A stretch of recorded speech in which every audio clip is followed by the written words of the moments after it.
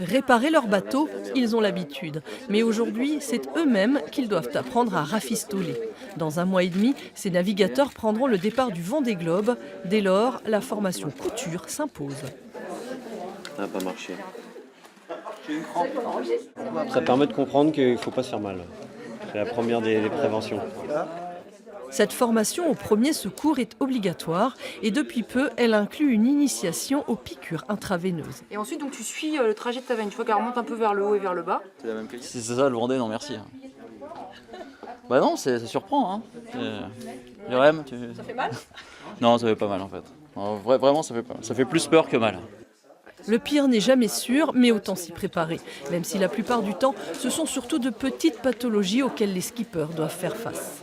Il y a des morceaux de steak qui s'en vont, hein, des problèmes d'épiderme, ça peut être pas grand-chose et puis s'envenimer parce qu'il y a des infections, des petites plaies. En mer, c'est pas toujours facile d'être au sec, donc il y a des trucs qui peuvent être assez galères.